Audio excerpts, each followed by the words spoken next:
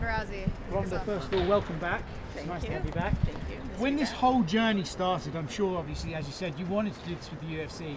To have the option of Netflix and MVP outside of that, how relieved are you that there were people ready to put you as a partner and treat you in the way that you felt you deserved? I mean, we were entertaining other options. I had found other investors. You know, we could have gone to Triller or Fight TV and other things like that. But when I was connected with Nikisa at MVP and the Netflix, I mean, Netflix was always the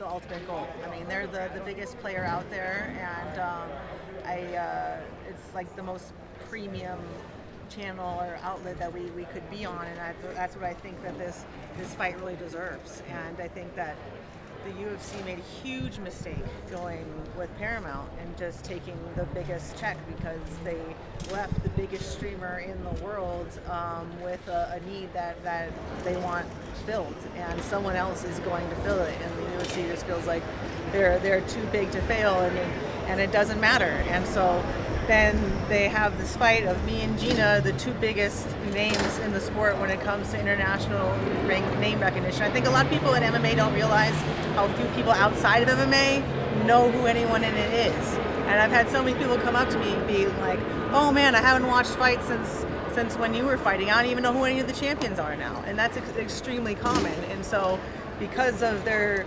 short-term greed of trying to like basically hog as much of that Paramount check for the shareholders as possible, they let the biggest fight that in recent history, I mean, or maybe in the history of the sport, go to the biggest streamer that they left wide open for somebody else to take. And now this is going to be the most viewed MMA fight of all time easily, and they just let it go. Why? They think that that they're the only gig in town, and somebody is going to come and fill that void that they're leaving, and MVP is ready to be there and to innovate and to take the risk, and honestly it's not much of a risk.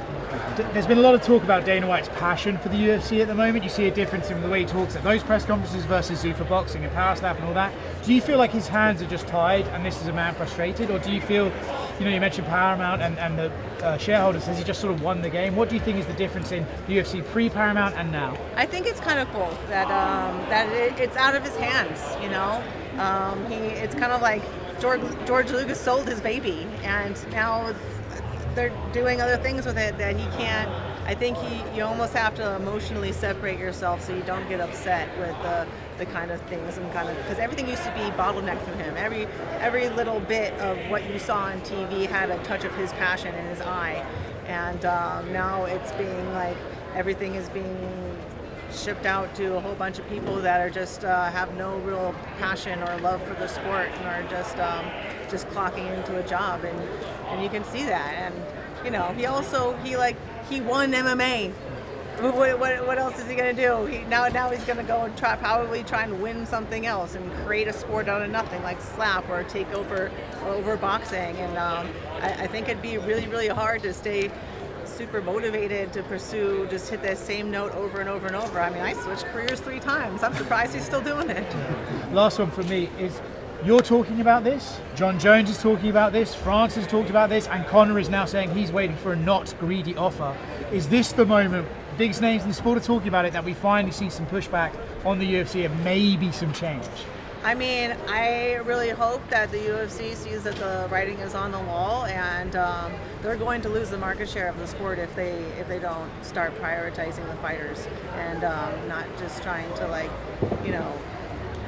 get away with putting up fights that are basically as cheap as possible, because that's how they keep the most of that upfront check, right? They don't have any incentive to put on the best fights possible. They're not doing pay-per-view anymore. The way that they keep the most of that $7.7 billion is to spend as little as possible, and there's no incentive for them to have the biggest names and the best fights. And it's the what's it called? The change is coming, and I'm very happy to be at the forefront of it. In fact, I probably wouldn't have it any other way. I can't help it. All right, back here. Talk to me about the partnership with Blake. He's fighter first. He's talking about fighter first. What are your thoughts on him coming into MMA boxing? Oh man, I think that guy has balls of steel. He ain't that big. I'm married to a heavyweight, okay? I walked up to him like, you fought a heavyweight?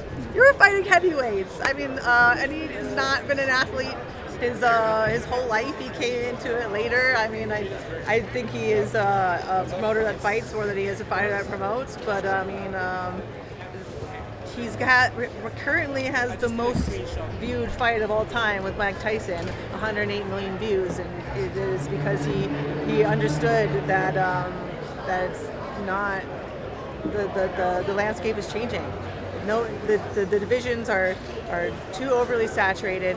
Nobody has no name recognition, and so these showcase fights are really the future. And he really captured that lightning in a bottle with Mike Tyson, and I had so many people that have nothing to do with fighting asking me about that fight, because it wasn't just about him and Mike Tyson. It was, is the best of the boomers going to beat some punk little zoomer that came up on a YouTube channel and decided to get in shape one day, you know? And it's so it's kind of like youth versus experience, and so many things into it that was more than just that. And I think he's got his finger on the pulse of this business, and that's why I feel like this taking this fight was a no-brainer for him.